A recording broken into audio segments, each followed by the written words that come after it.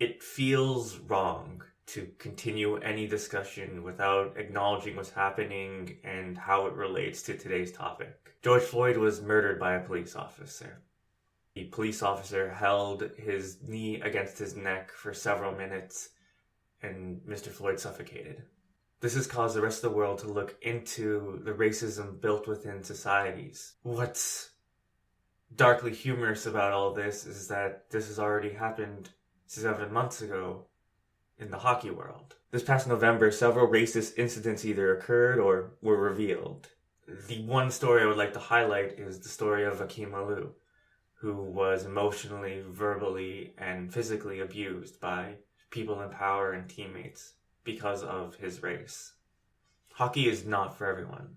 There are personal, professional, and systemic barriers to the sport. They range from bananas being thrown on the ice at players, to being cross-checked in the mouth, to coaches using slurs, to the fact that the sport's too expensive. Hockey has a problem with race. But there are people trying to change that. The group in particular I'd like to highlight is the Black Girls Hockey Club. They are a nonprofit organization that focuses on making hockey more inclusive for Black women, our family, friends, and allies. In the description below, I have several links to either conversations they've had or the organization itself, or things you can do as an ally that they've curated. Hockey isn't for everyone, but it could be. And, if I may, it should be. Hi, how are you doing today? My name is Chuidi23. So a few weeks ago, the NHL officially canceled the 2019-2020 season, and as a result, all records became finalized for that year. And that means I can continue some analysis I've been doing for the past few years regarding NHL players and their points. Basically what I've been doing is I've been taking each team and breaking up their players into 3 categories. Their top 6 forwards points, their bottom 6 forwards points, and their top 6 defensemen points. Why am I looking at points in particular? Because that's the easy shorthand that we all use. We like saying that so-and-so is an 100-point guy or an 80-point guy, or lower down the lineup, oh, he might be a 40-point guy. But what I wanted to look into is, what does that shorthand mean? Like, I want to put that into context.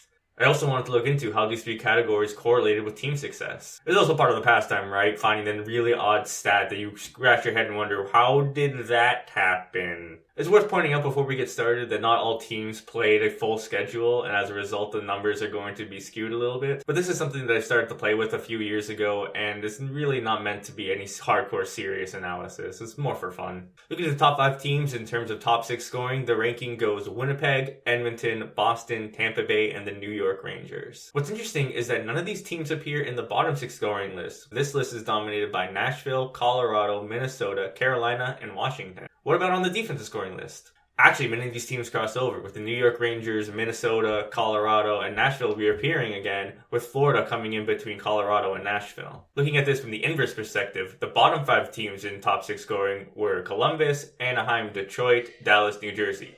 And yes, Detroit was not first in this category. The worst team in the league this year. Blue Jackets fans and Ducks fans, I am so sorry.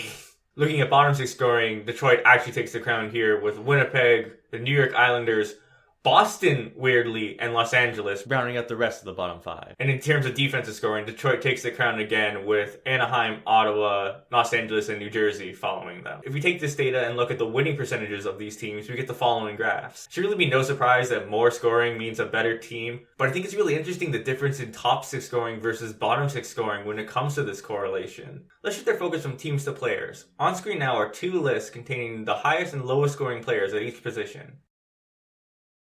I think it's worth looking at this list in terms of a mythical 40-point player, because on some teams, a 40-point player would be the highest scoring player on the team, but on others, you're barely cracking the top 6. And this is in a virus-shortened season. Let's look at this problem from another perspective. If we take the top 5 teams in scoring and average out those players, 40 points would get you arguably 5th. I'm focusing on 40 points because I think people believe that that can be good, but I can't help but think it as you're barely a second liner, probably better off being a third liner on a good team. Doing this average analysis, I can't help but laugh at the dramatic drop-off between the team's 4th and 5th best player and their 6th best player.